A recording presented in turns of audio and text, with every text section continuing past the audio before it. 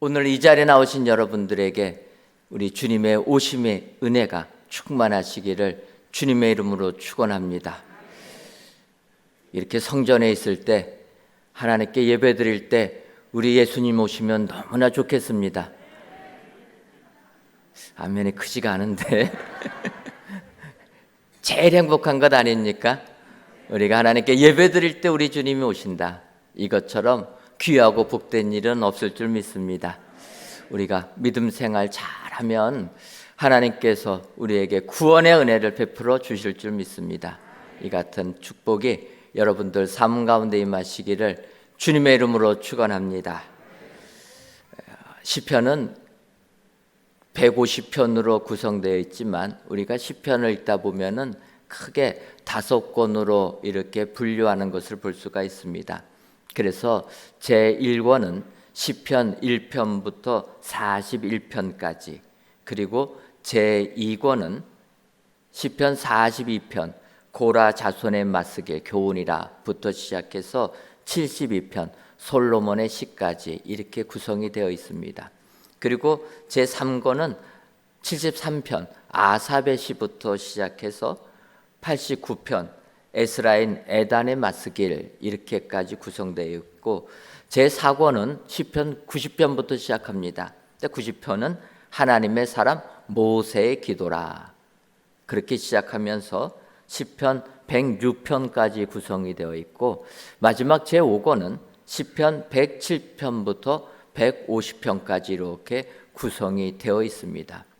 그래서 우리가 이제 시편 하면은 흔히 다윗이 지은 시편이라 이렇게 생각되지만, 다윗은 한 반절 정도, 이 정도 다윗이 지었고, 나머지 시편의 저자들은 오늘 나온 모세부터 솔로몬, 또 고라, 에단, 아삽 이렇게 다양한 사람들이 그 나머지 시편들을 기록하게 되어 있습니다. 그래서 이제 오늘 시편 43편은 제2권 42편 다음에 나오는 43편입니다. 그런데 이제 시편 42편은 고라 자손의 시라 이렇게 나와 있는데, 이 시편 43편은 누가 저자인지 나와 있지는 않습니다.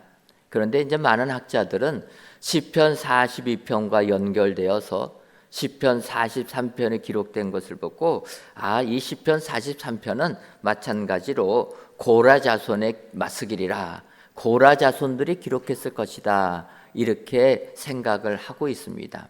그래서 이제 우리가 오늘 읽은 시편 43편이 고라 자손들이 기록한 시편이라 이렇게 생각하고 보게 되면, 먼저 고라라는 사람을 한번 우리가 생각해 봐야 됩니다. 여러분, 고라라는 사람 이야기 들어보셨습니까? 고라는 모세가 이스라엘 백성들을 출애굽해 가지고 광야로 이제 그들을 이끌어냅니다.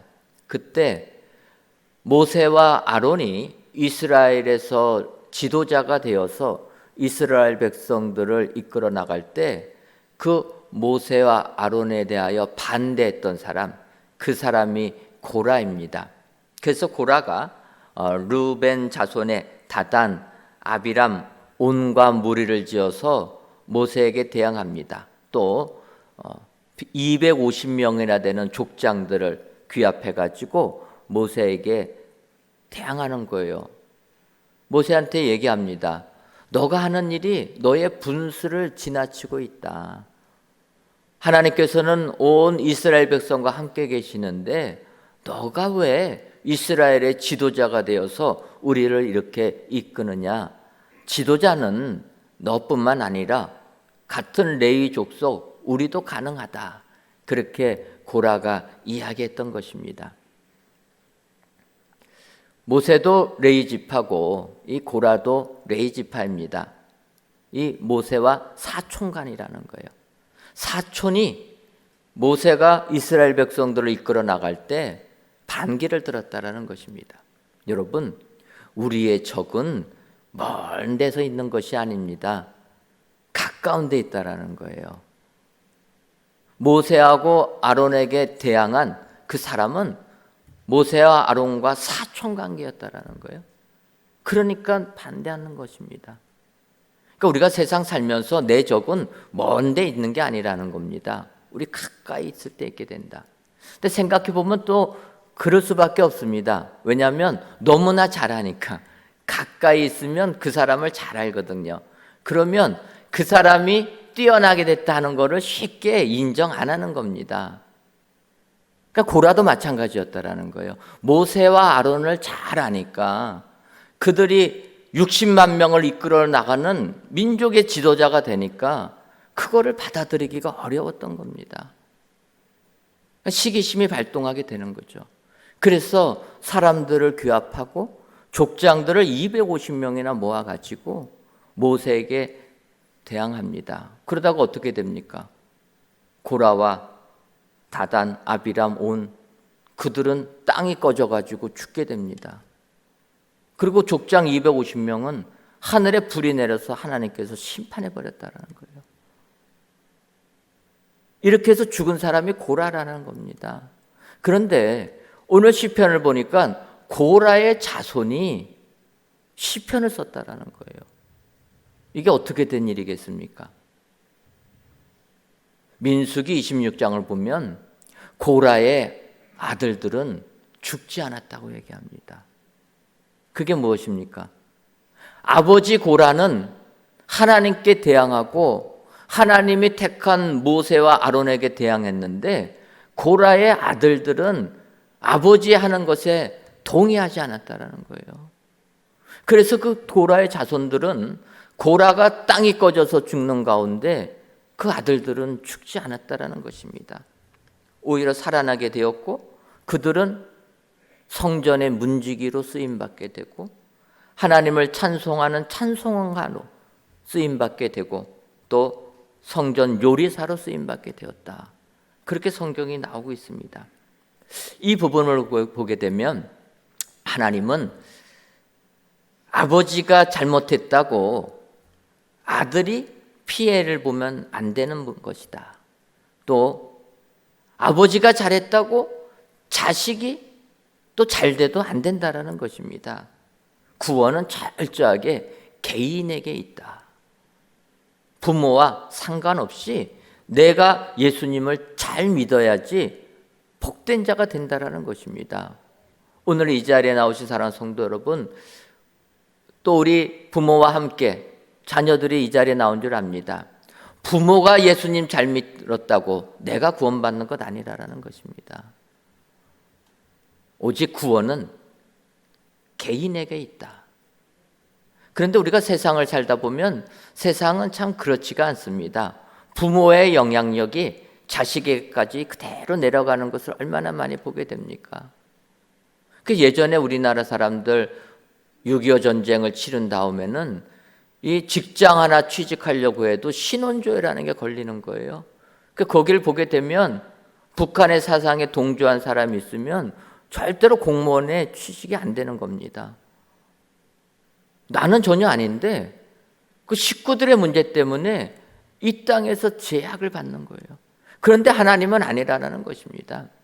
부모가 잘못했어도 자식이 하나님 앞에 바로 서게 되면 그 사람은 축복자가 된다라는 거예요. 근데 세상 제도가 그렇지 아니하니까 하나님께서 선지자까지 보내갖고 계속 강조하십니다. 구원은 개인의 문제다. 내가 예수님 믿는 게 제일 중요하다. 부모님이 예수님 잘 믿었다고 내가 구원받는 게 아니라 내가 결단하고 예수님을 믿어야 된다는 것입니다. 그래서 에스겔 선지자가 그렇게 얘기합니다. 이스라엘 나라에 너희들 이러한 말들을 한다. 아버지가 신포도를 먹었으므로 그의 아들의 이갓이다. 너희들은 그렇게 얘기한다라는 거예요. 아버지가 신포도를 먹었는데 아들의 이갓이다라는 겁니다. 아니 이갓이려면은 신포도를 먹은 사람의 이갓이어야지 왜 아들의 이갓입니까? 근데 그게 아들까지 내려간다라는 거예요. 그래서 이스라엘 백성들은 그걸 따졌다라는 것입니다. 그때 에스겔 선지자는 에스겔서 18장 19절과 20절에서 그렇게 말씀하십니다. 그런데 너희는 이르기를 아들이 어찌 아버지의 죄를 담당하지 아니하겠느냐 하는도다. 아들이 정의와 공의를 행하며 내 모든 율례를 지켜 행하였으면 그는 반드시 살려니와 범죄하는 그 영혼은 죽을지라. 아들은 아버지의 죄악을 담당하지 아니할 것이요 아버지는 아들의 죄악을 담당하지 아니하리니 의인의 공의도 자기에게로 돌아가고 악인의 악도 자기에게로 돌아가리라. 하나님의 그 생각을 이 에스겔 선지자를 통해서 분명하게 얘기한다라는 겁니다. 아버지는 아들의 죄악을 담당하지 아니하고 그래서 의인의 공의도 자기에게 돌아가고 악인의 악도 자기에게 돌아간다. 하나님은 철저하게 설명하고 있다라는 것입니다. 그래서 고라 자손들이 이렇게 아버지 고라는 하나님께 대항했지만 그 자손들은 하나님을 섬기는 사람들이 되다 보니까 이렇게 은혜로운 시편을 기록하는, 시편의 고라 자손들이 쓴 그 시편이 10편이 넘어갑니다. 이렇게 수천 년이 지나서도 많은 신앙인들에게 은혜를 주는 시편을 기록한 사람들이 되었다라는 것입니다. 그래서 우리가 오늘 고라 자손의 이 시편을 통해서 은혜를 받을 때 우리가 세상 살면서 다시금 다짐을 해야 된다라는 것입니다. 그것은 요즘 우리 세상 살면서 나는 금수로로 태어나지 못해서 내 삶이 이렇게 비참하다 이렇게 생각하는 사람들이 얼마나 많습니까?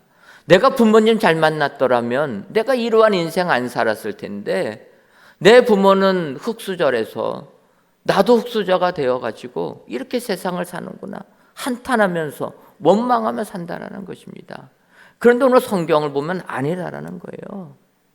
내 문제인 거지 부모의 문제가 아니라라는 것입니다. 가문이 중요한 게 아니고 유전자가 중요한 게 아니라라는 것입니다.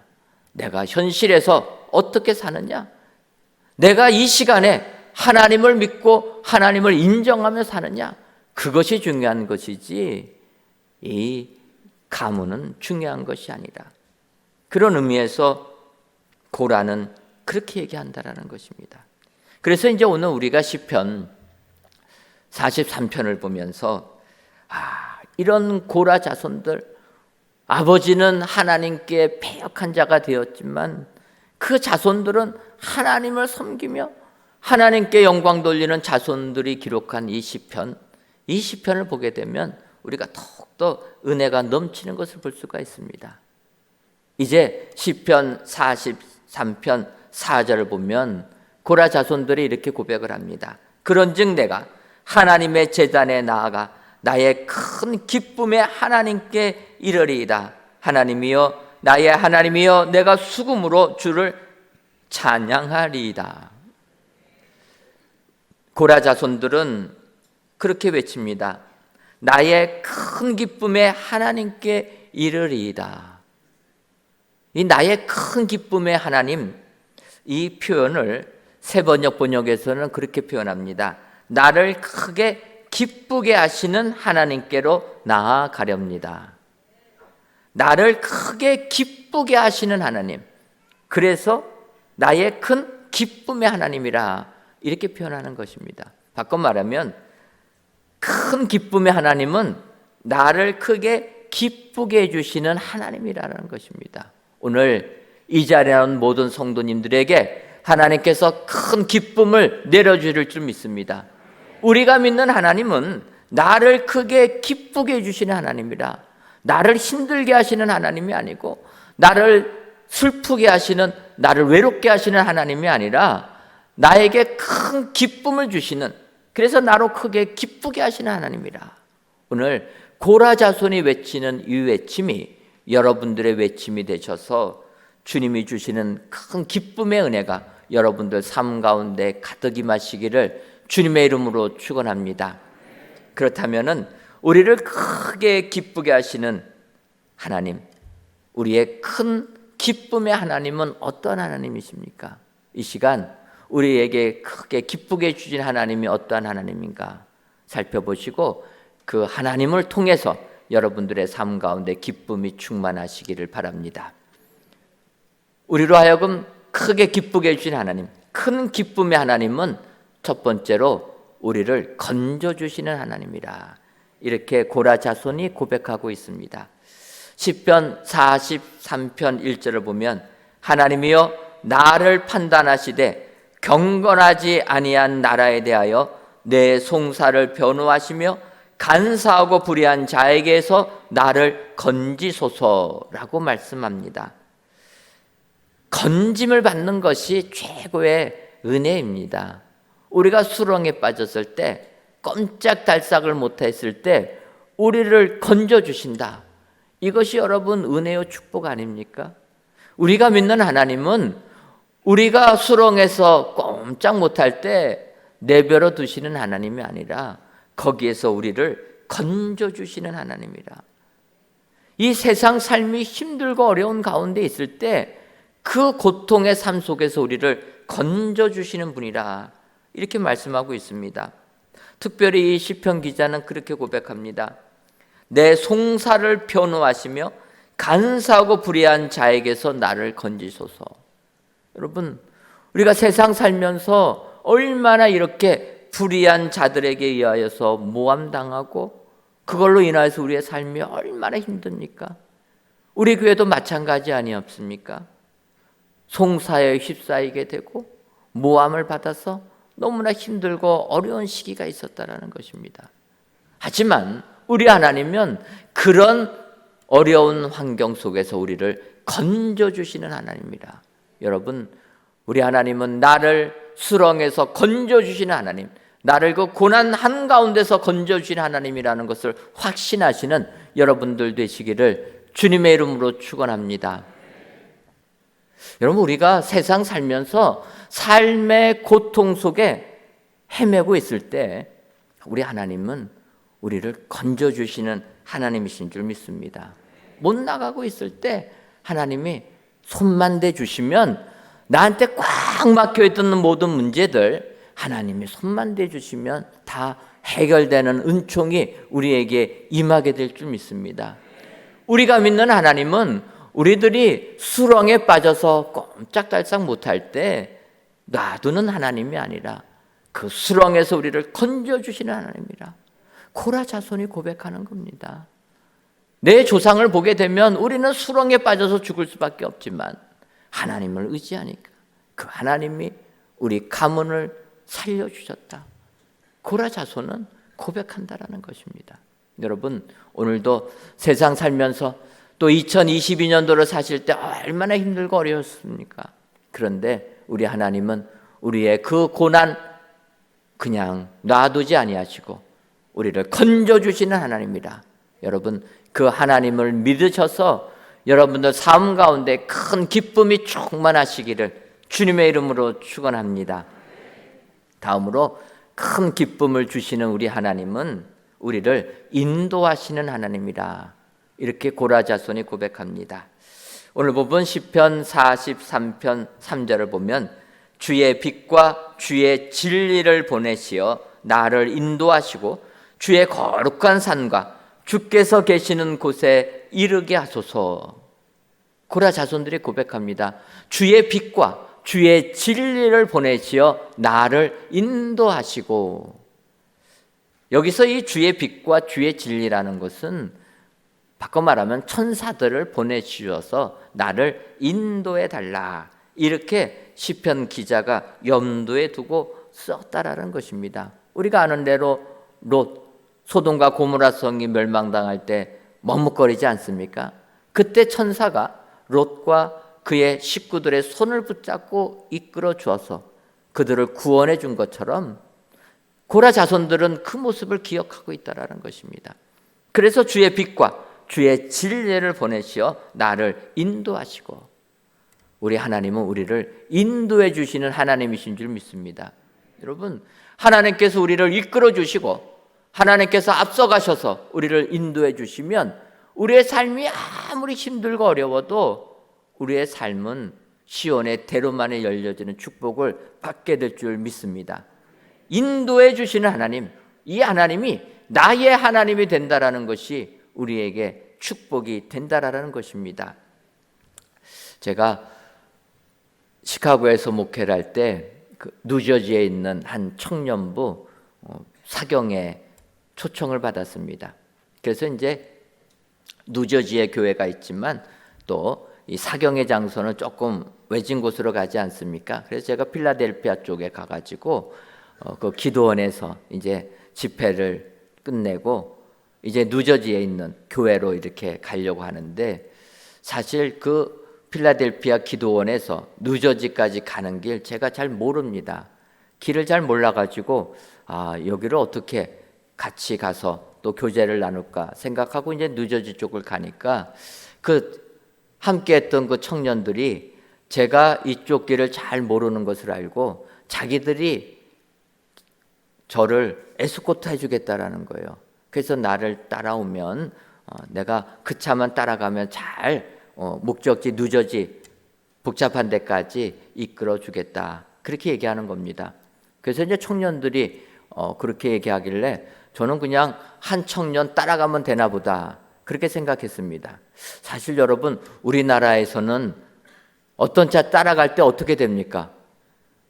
우리나라는요, 어디 목적지 정하고 따라간다 하면은 세상에 자기 혼자 갑니다. 뒤따라가는 사람 생각도 안 해요. 그래가지고 신호등 딱 걸리는 순간, 지금은 내비가 있어서 따라가는데 예전에는요 정말로 죽을 뻔했습니다. 한 번은 장례 나가지고 따라가는데 제가 톨게이트에서 라인을 잘못 서면 좀 오래 걸리지 않습니까? 장의차가 먼저 가버린 거예요. 저는 그 장의차 따라잡느라고 카 레이싱 했습니다. 아니, 장례 집례하는 목사가 오면은 좀 보면서 와야 되는 것 아닙니까? 혼자서 그냥 가는 거예요. 제가 그 차 놓치면 어떻게 됩니까? 장례가 안 되지 않습니까? 목숨 걸고 따라갔습니다. 우리 같이 가던 권사님들이 다 이거 잡고 있었어요. 근데 이제 미국의 그 청년들은 그렇게 안 하더라고요. 따라오라라는 거예요. 그래서 이제 그 청년들이 에스코트 해준다고 해가지고 제가 이제 따라갔습니다. 앞차가 가길래 제가 이제 앞차를 쭉 따라가는데 다른 청년들이 제 뒤에 붙더라고요. 그리고 또 다른 청년이 제 옆에를 붙어요. 그래서 여러 대, 미국은 뭐 사람마다 차가 다 있으니까 여러 대가 저를 에스코트하고 가는데 앞서서 가니까요, 그 차만 저는 따라가면 됩니다. 근데 앞차에 있는 차가 좌회전하려고 왼쪽으로 깜빡이를 틀면 뒤에 있는 차가 먼저 들어가는 거예요. 차선을 먼저 움직여줍니다. 그러니까 뒷차가 먼저 들어가가지고 제가 편하게 들어올 수 있도록 자리를 확보해 주는 거예요. 제 옆에 있는 그 차는 다른 차가 제 앞에 껴들어올까 봐 거기를 막아줍니다. 그러니까 저는 앞차만 따라가는데 목적지까지 너무나 편하게 운전하고 그곳으로 왔다라는 거예요. 제가 그때 느낀 겁니다. 하나님께서 우리를 이렇게 인도해 주시면 우리는 편안하게 살 수가 있다. 얼마나 우리가 운전할 때 스트레스 받습니까? 그런데 그 청년들이 앞에서 뒤에서 옆에서 다 저를 에스코트 해주면서 이끌어 주니까 저는 그때 너무나도 편하게 운전했던 그 기억이 나는 겁니다. 지금도 그렇게 편하게 운전한 적이 없다, 이런 생각을 하게 됩니다. 앞에서 인도해 주니까. 여러분, 우리가 믿는 하나님은 우리를 이렇게 인도해 주시는 하나님이신 줄 믿습니다. 그 청년들이 제 차를 다 에스코트한 것처럼 하나님께서 천사들을 보내셔서 우리들을 다 지켜주시고 하나님께서 우리들을 소원의 항구로 이끌어 주실 줄 믿습니다. 우리가 믿는 하나님은 이렇게 우리를 인도해 주시는 하나님이라 성경이 약속해 주고 있다는 것입니다. 시편 107편 30절을 보면 시편 기자가 그들이 평온함으로 말미암아 기뻐하는 중에 여호와께서 그들이 바라는 항구로 인도하시는도다. 하나님께서 그들이 바라는 항구로 우리를 인도해 주신다. 하나님께서 우리가 원하는 곳으로 우리들을 인도해 주실 줄 믿습니다. 오늘 저희들이 이 시간 기도할 때 여러분, 하나님께서 우리의 기도를 들어주시고 우리를 그 소원의 항구로 인도해 주실 줄 믿습니다. 내가 믿는 하나님은 나를 인도해 주시는 하나님, 그래서 나에게 큰 기쁨을 주시는 하나님, 여러분 이 하나님을 믿으셔서 오늘도 여러분들 삶 가운데 기쁨이 충만하시기를 주님의 이름으로 축원합니다. 마지막으로 큰 기쁨의 하나님은 우리를 도와주시는 하나님이십니다. 시편 43편 5절을 보면 내 영혼아 내가 어찌하여 낙심하며 어찌하여 내 속에서 불안해하는가. 너는 하나님께 소망을 두라. 그가 나타나 도우심으로 말미암아 내 하나님을 여전히 찬송하리로다. 고라자손은 이렇게 고백합니다. 내 영혼아 내가 어찌하여 낙심하며 어찌하여 내 속에서 불안해하는가. 여러분, 우리가 사는 이 세상 정말 우리를 불안하게 하지 않습니까? 세상 살 때 걱정거리가 한두 개가 아닙니다. 어떨 때는 너무 걱정한다고 뭐라고 하지 않습니까? 중국 고사를 보면은 기인우천이라는 말이 있습니다. 우리가 흔히 쓰는 기우라, 쓸데없는 걱정한다라는 거예요. 이것은 기나라 사람이 하늘이 무너질까 걱정했다라는 데서 나온 고사성어입니다. 하지만 우리가 쓸데없는 걱정한다고 하지만 세상은 참 우리를 불안하게 만듭니다. 지금도 러시아와 우크라이나가 전쟁을 하는데 그 나라가 전쟁하는데 우리나라도 타격을 받습니다.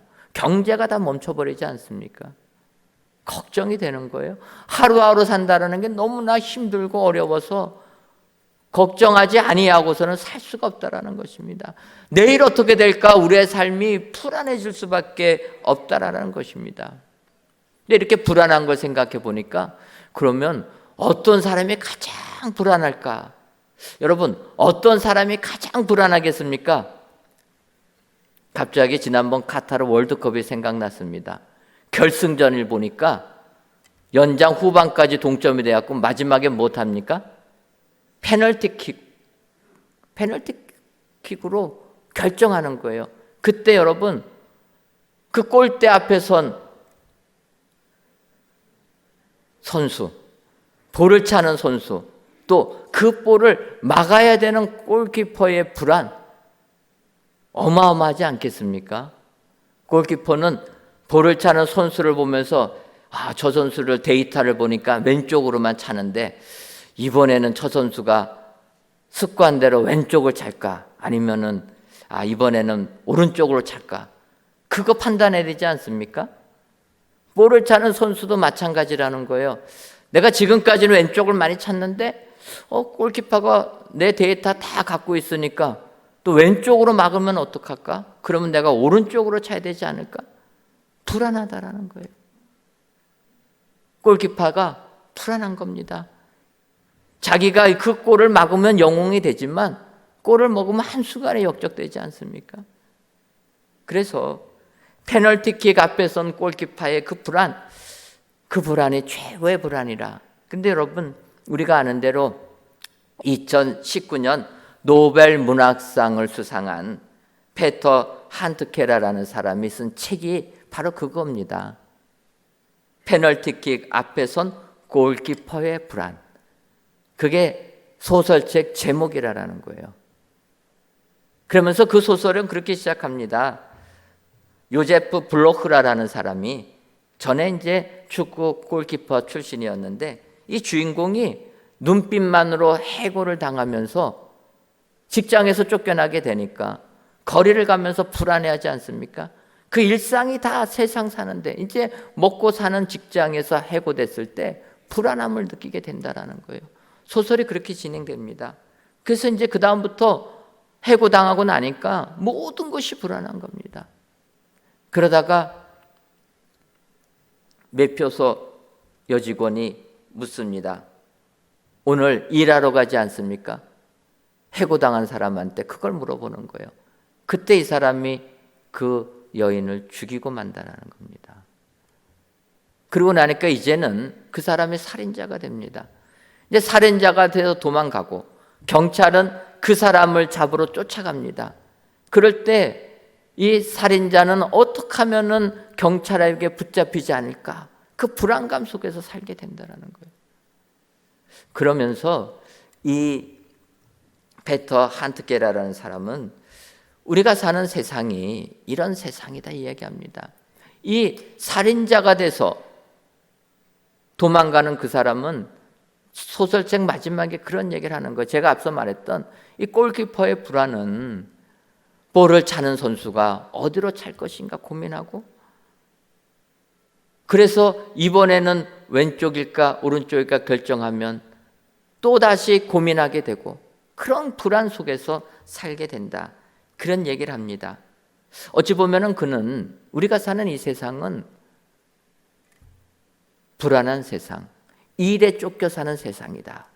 이 자본주의가 팽배한 이 세상을 살다 보면 사람의 그 모든 본연의 모습은 사라지고 돈에 얽매여서 일 안 하면 죽는 거고 일에 얽매여서 사는 이 세상이 된다. 그런 내용을 고발하는 겁니다. 일 안 하면 불안한 것 아닙니까?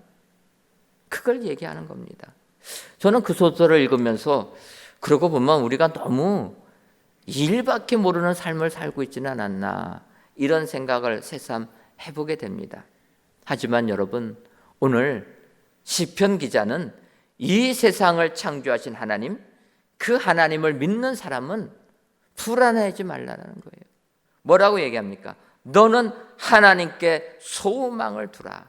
그가 나타나 도우심으로 말미암아 내 하나님을 여전히 찬송하리로다. 여러분, 우리는 세상을 살 때 불안해할 수밖에 없습니다. 하루 일을 예상하지 못하기 때문에 불안할 수밖에 없는 겁니다. 오늘 현실이 어려우면 내일이 희망이 생기는 게 아니라 더 괴롭고 불안한 겁니다. 이때 시편 기자는 얘기합니다. 하나님께 소망을 둬라. 그러면 하나님이 나타나 도와주신다라는 거예요. 시편 기자가 고백하는 하나님은 우리를 도와주시는 하나님이라. 여러분, 이 하나님을 확신하셔서 오늘도 세상을 이기시는 여러분 되시기를 바랍니다. 시편 기자가 확신하는 하나님은 나타나셔서 도와주신다라는 거예요. 뒤에서 하시는 게 아니라 나타나신다. 그래서 하나님께서 우리를 구원하기 위해 이 땅에 예수 그리스도를 보내주신 것 아닙니까? 이 땅에 오셨다는 거예요. 우리를 도와주시기 위하여서 예수님을 보내주신 하나님, 우리를 도와주시기 위하여서 나타나셔서 우리를 붙들어 주실 줄 믿습니다. 여러분, 2022년도를 보내시면서 내가 믿는 하나님은 나를 도와주신 하나님이라 다시 한번 확신하시고 희망찬 새해를 맞이하시는 여러분 되시기를 바랍니다. 오늘 시편 기자는 내가 믿는 하나님, 그래서 나에게 큰 기쁨을 주시는 하나님은 나를 도와주시는 분이라. 여러분, 오늘도 이 확신 가지시고 이 불안한 세상, 힘든 세상 믿음으로 승리하시는 저와 여러분들 되시기를 주님의 이름으로 축원합니다.